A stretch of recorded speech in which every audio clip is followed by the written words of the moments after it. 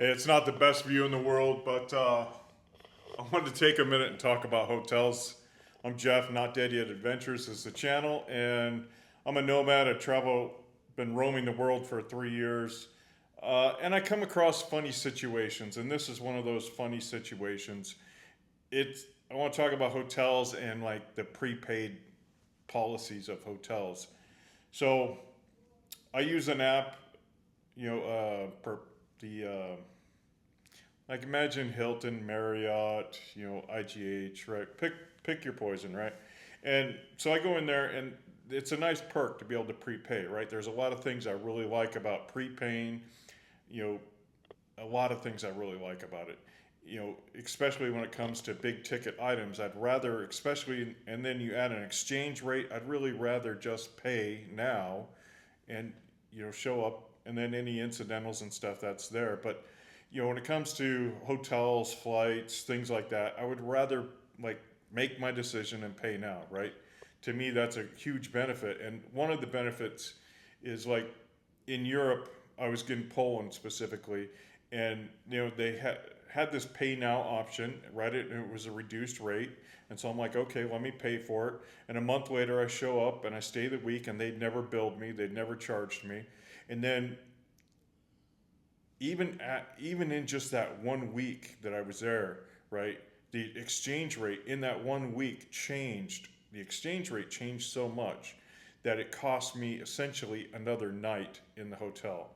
So I could have paid for a whole nother night. On the first night when I checked in, I could have paid for six, or paid for eight actually, because I was there 7. And when I checked out, I got charged for 8 essentially, right? So, or checked out after 7, I got charged for 8. But it was the same price, right? Anyway, hopefully you understand my gibberish there. But this has happened to me twice in the last like 3 months, 2 months, 3 months, 3 months, I think. And this is so funny to me. So I click the pay now option, right? And they don't charge you. And then they send you an email saying, click this link. Now, if you do anything online at all, like better than to just click links on emails. And there's a great example, like there's a couple of really good examples with QR codes and email links. One of them was, I just lost it in my head. I forgot who was doing the interview. But they were interviewing somebody, and they were talking about, it was the Eddie Gallagher case. I think it was Sean Ryan interviewing him, and Eddie Gallagher was talking about he was a Navy SEAL who got accused of a bunch of horrible things, and it was all false and all bullshit. But the prosecutor sent his lawyer a email, had a little link on it, right? A little button to click. And if he would have clicked that button, it would have opened up all of his files to that prosecutor. So it's just another example, right? Don't be clicking random links. Like, I don't click links on emails. I don't care if you're my best friend. I'm not clicking a link on an email, right? It's just not going to happen, because I'm not going to put my device at risk. It's one thing if you're at home and you lose a credit card, okay, 2 days, they send you a new one, no big deal. But when you're, on the other side of the world, it's not the other side of the world that's the issue. It's the timing that's the issue, right? Because often I'm moving so often, like getting a mail or a package, I have to forecast that out, find somebody in front of me on my schedule who will accept it and hold it and is reliable and safe. So it's, the logistics of getting things resolved or things dealt with is a lot harder when you're rolling forward. Um, and it's just a nightmare. It's a headache, right? So I'm not clicking a link, right? What happened the last time, I was going to this hotel in Egypt, and they were giving me a bunch of static, and I'm like, and it was kind of new to me with this hotel that they would want me, this chain that they would want me to do something like this. But now it just happened again, and it's not the issue. It's the drama it creates, right? It chewed up like 2 hours of my day today. And why?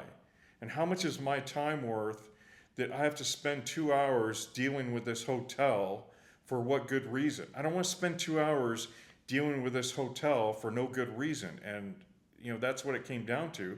I'm sitting there waiting for them to respond in chat. It's like, I got better things to do. Even if it's just cutting my hair, that's time better spent than me staring at a phone waiting for them to respond. Because they're taking like 5 to 10 minutes per response on chat, and they're talking like, you know, it's just so slow, slow.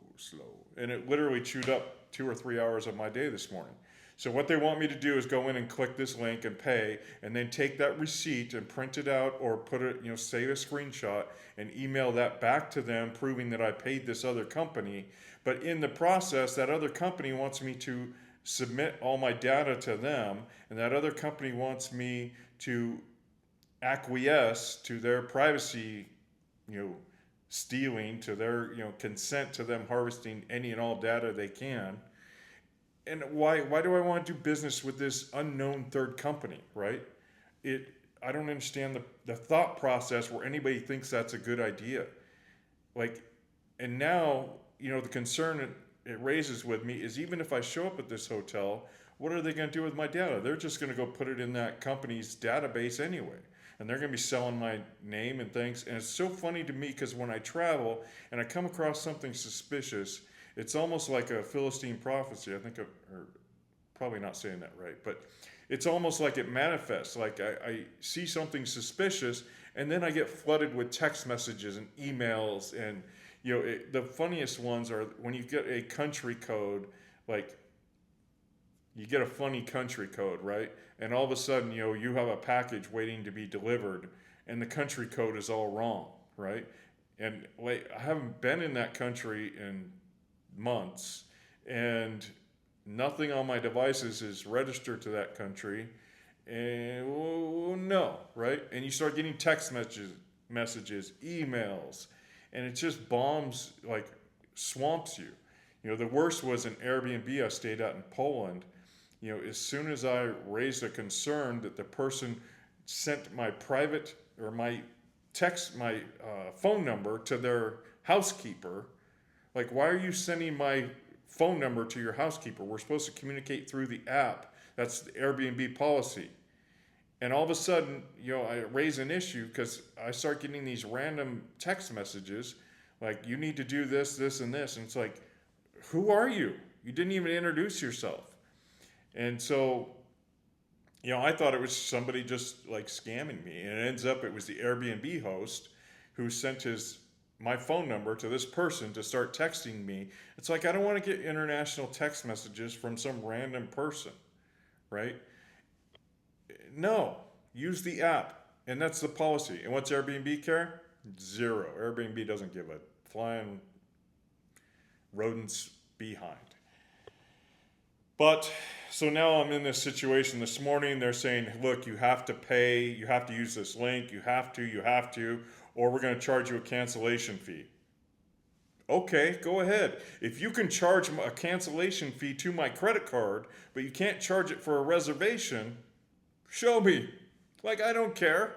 You do you. There are plenty of other hotels that are happy to have me as a guest and treat me with the respect a customer deserves, right? If you're going to send me threatening or coercing emails, then you know what? Cancel my reservation and charge the card if you can. I'm just going to file a complaint or file whatever, right? I'm just going to contest it. And then you've got to go through the process. And then I'm going to go online, and instead of making a random video like this, I'm going to go stand in front of the hotel and film a video. And this is the place that wants to steal your data. Because why wouldn't I? I'm just a guy with some gray hair, a camera, and a lot of free time. Now, usually I like spending my time at like the beach. See the beach? I want to be down there. I don't want to be sitting on the computer messing with this. And now I just want to kind of get it out of my head and provide a warning that when you get these random links, just stand firm and say no. When you get these random people doing stupid things, just stand firm and say no. I went to check into a hotel, and I've never posted the name or video, and I won't. But they wanted me to authorize them to collect and sell my personal health data that they may collect in the course of my stay at the hotel, including any calls for emergency services, including any food allergies, including this, including workouts, including any preferences they can harvest. Why would a hotel go out of their way to collect food allergy data and then sell that to other people? That's not a place I'll ever stay again. I don't care how nice the hotel was. I don't care how nice the staff was. That is creepy, creepy, creepy, creepy. So when I see this, and they emailed me back or messaged me back in the app, well, sir, you can pay when you arrive. But I'm at the point like, charge me the cancellation fee. Like, I don't want to stay at some place that's asking me to do that. I don't want to stay there. It just makes me uncomfortable. Because now if I go there and I connect to Wi-Fi, what kind of creeps are on your Wi-Fi trying to get in? And the funny thing is as soon as I had that problem just now, the app I'm on signed me out 4 times in a row. I sign into the app, it signs me out. I sign in, it signs me out. What's going on there? I go on my computer, I sign into the not the app, but the website, it signed me out. So something like just randomly that hasn't happened on that app or that website ever in the last 3 years. I had one time where it signed me out and that was random, okay? I get that. The app signed me out. It does it every so often, that's fine, right? That's good, that's healthy. But 4 times in a row on the app and the website, that's timing. Timing's everything, right? Tells you everything you need to know. So yeah, I don't know if I'm going to go to that hotel or not. Honestly, if they want to try and charge me, that's fine. The next video will be dropping their name and warning you to avoid that hotel. Not just be careful with where you go and what you do. But, if a hotel has a prepaid, I really like that because it locks in that exchange rate. It locks it in. What I don't like is when they don't use the prepaid or they wait a week. Like I've made prepaid reservations, months in advance, and they wait 2 weeks and then process it, or they wait until the week before you arrive. It's like process that stuff immediately. If I clicked, pay now, take the payment. I have had 2 times where I made mistakes, and one time I called the hotel and I asked them, and they were like, yeah, sure, no problem, because I just mixed up the months, right? I fat fingered it when I was on the website, or the app actually. Website's much easier to book hotels, but I was on the app and I fat fingered it and I hit the wrong month, and I called the hotel and the hotel's like, yes, yes. The company was like, no, no way, no how, no way. And the hotel manager, even got involved and they sorted it out. Super nice, super, and I will go back to that hotel anytime I'm in that region or area. And, it was something I took immediate action on, right? It was a mistake, identified immediately and went in to correct it. And that is different than waiting 2 weeks and going, oh shoot, right? It was just, I'm trying to book on the little tiny iPhone mini, and it just happens every once in a while. The other time I made a mistake and I prepaid, and it was the same thing. For some reason the months, it's easy to get the wrong month on there when you're on the app on the small phone. And so what I do, I just went and stayed, right? I just like, oh, let me just go stay. Let me use it, right?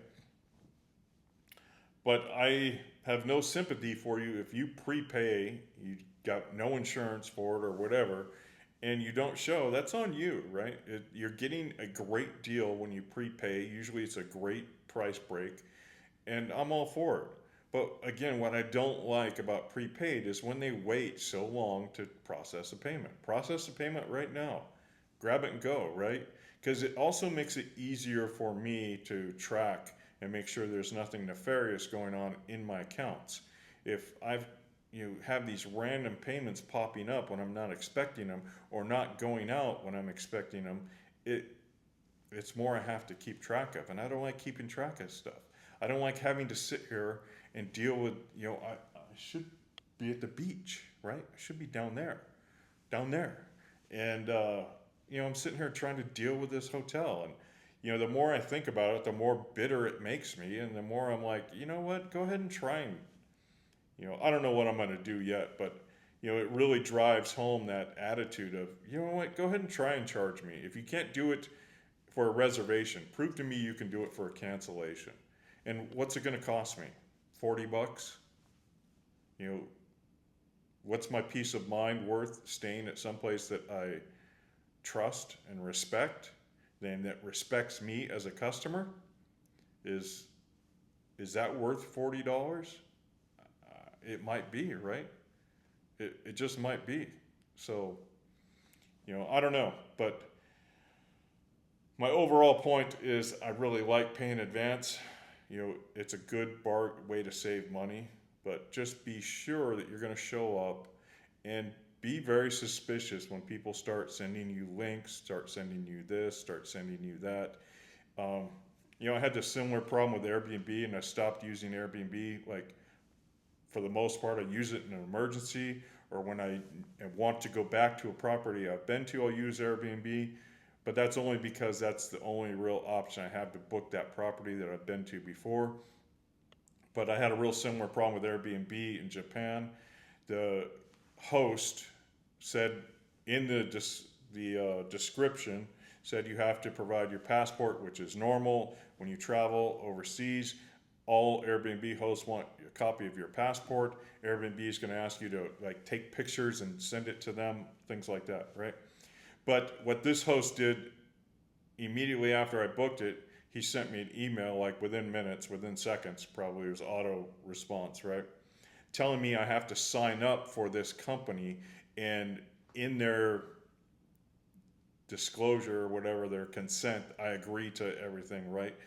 It said, what was that? In perpetuity, we will collect and harvest and market to you in perpetuity, forever, right? This company wants the right to collect my data from anywhere, everywhere, and store it and market to me with them and their partners in perpetuity. I, how is that even legal? Like, people keeping files on you for the rest of your life? Why is that even legal? I don't like credit bureaus doing it. I don't like anybody doing it. Why are people keeping files on you for the rest of your life? And you never really know what's in those files.